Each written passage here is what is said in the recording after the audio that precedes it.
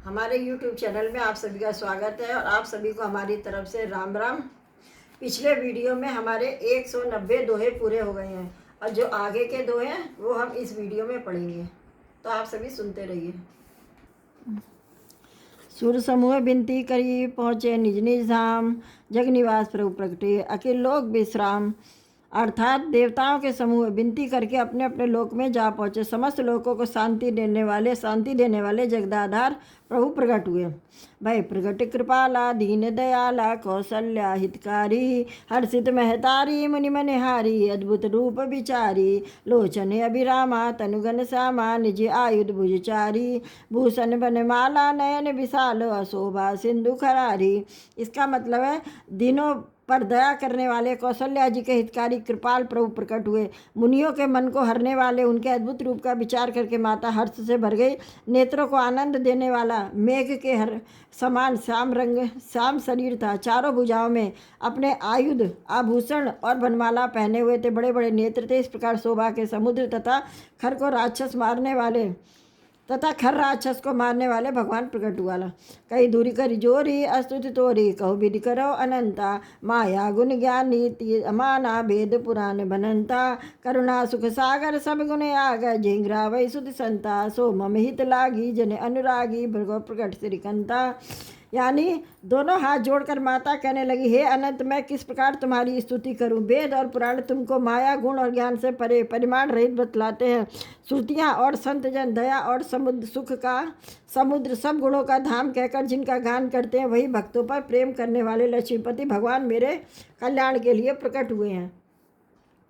ब्रह्मांड निकाया निर्मित माया, रोम रोम व्रत वेद कहे, मम उर्सो बासी यह उपहासी सुनति, धीर मति धीर न रहे, उपजा जब ज्ञाना प्रभु मुस्काना, चरित बहु विध कीन चहे, कहु कथा सुहाई मात बुझाई, जय प्रकार सुति प्रेम लय।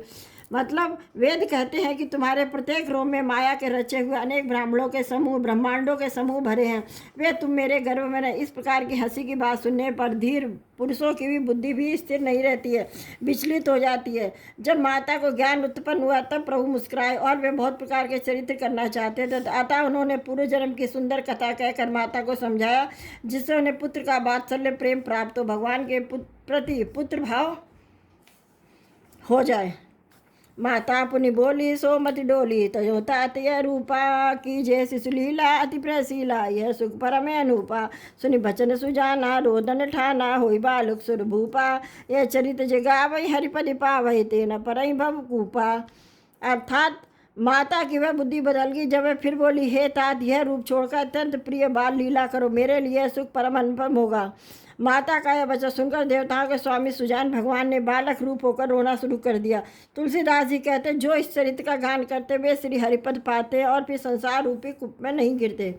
विप्रधेनु सुर संत हित लीन मनुज अवतार, निज इच्छा निर्मित तनु माया गुण सोपार।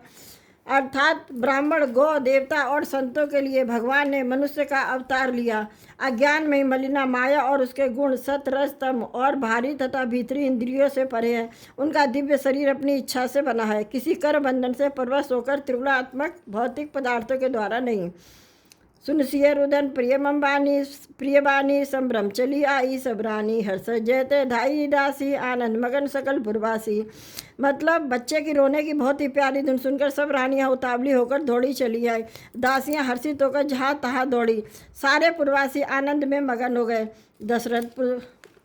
दशरथ पुत्र जन्म सुनि काना, मानव ब्रह्मानंद समाना, परम प्रेम सब मन पुलकित शरीरा, चाहत उठन करत मत धीरा।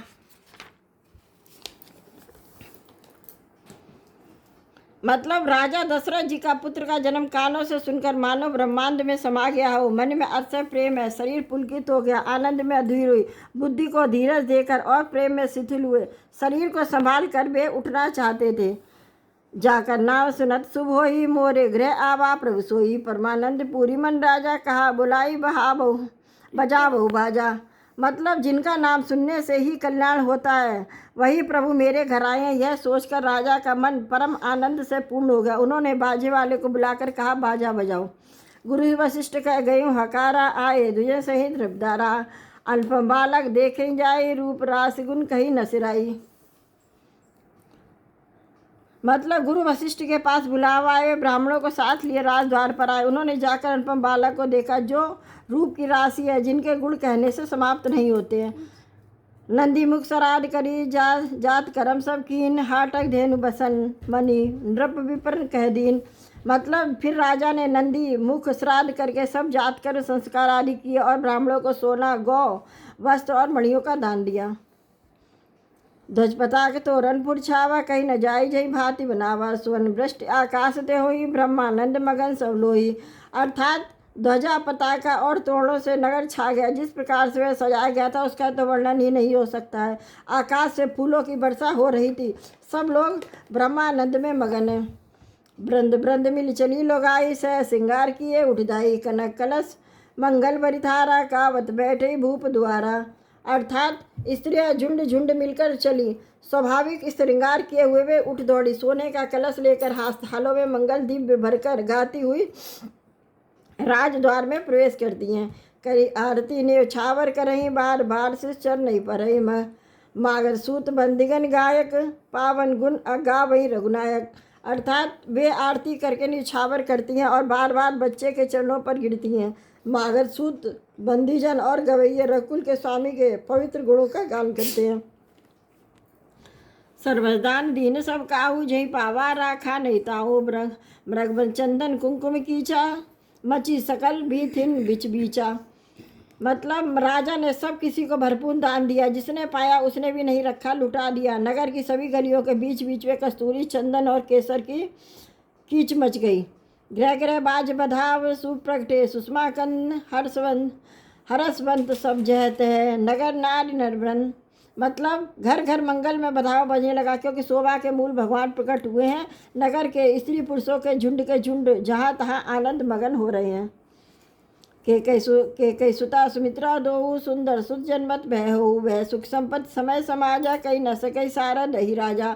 अर्थात केकई और सुमित्रा इन दोनों ने भी सुंदर पुत्रों को जन्म दिया। उस समय उस सुख संपत्ति, समय और समाज का वर्णन सरस्वती और सर्पों के राजा शेष जी भी नहीं कर सकते। अतपुरी सो ही भांति प्रभु मिलन आई, जन राति देख भानि जन मनु सकुचानी, जदप तदप बनी संध्या अनुमानी।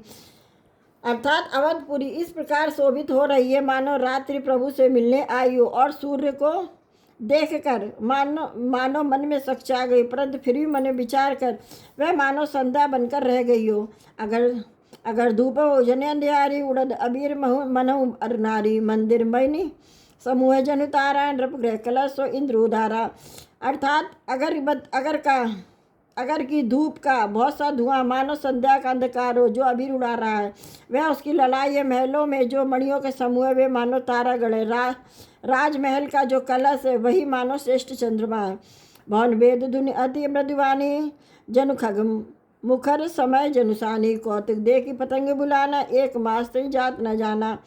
इसका मतलब है राजभवन में जो अति कोमल वाणी से वेद ध्वनि हो रही वही मानो समय से यानी समयानुकूल सुनी हुई पक्षियों की चहचहाट। यह कौतुक देखकर सूर्य भी अपनी चाल भूल गए हों। 1 महीना उन्होंने जाता हुआ न जाना, अर्थात उन्हें 1 महीना वहीं बीत गया। मास दिवस कर दिवस भा, मरम न जाने कोई, रथ समेत रवि था के हूँ, निशा कवन विधि होई। मतलब महीने भर का दिन हो गया, इस रहस्य को कोई नहीं जानता। सूर्य अपने रथ सहित वहीं रुक गए। फिर रात किस तरह होती है यह रहस्य काहू नहीं जाना। दिन मन चले करत गुनगाना, दे की महोत्सव सुरमुनि लागा, चले भवन बिर बन्नत निज भागा। अर्थात यह रहस्य किसी ने नहीं जाना। सूर्यदेव भगवान श्री राम जी का गुणगान करते हुए चले। यह महोत्सव देखकर देवता मुनि और नाग अपने भाग्य की सराहना करते हुए अपने अपने घर चले। और वो एक कहनी चोरी सुन गिरजा, अति दृढ़ मत मोरी, काग भुसुंड संग हम दो, मनुज रूप जान ही नहीं को।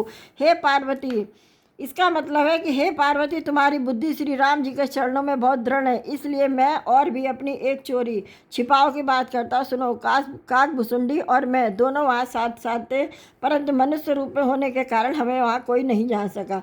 परमानंद प्रेम सुख फूले, बीतिन भरे मगन मन भूले, यह शुभ चरित जान पे सोई, कृपा राम के जा पर हुई।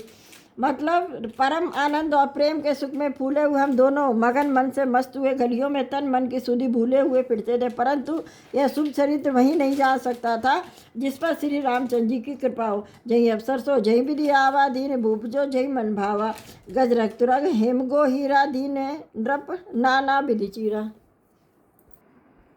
इस वीडियो में हमारे रामचरितमानस के 195 दोहे पूरे हो चुके हैं और जो इसके आगे के दोहे हैं वो हम अगले वीडियो में पढ़ेंगे। तो तब तक के लिए आप सभी हमारे चैनल को सब्सक्राइब कीजिए और रामचरितमानस को पढ़िए, समझिए और फिर हमारे चैनल को सब्सक्राइब कीजिए। तो चलिए अब हम मिलेंगे अगले वीडियो में। जब तक के लिए आप सभी को हमारी तरफ से राम राम।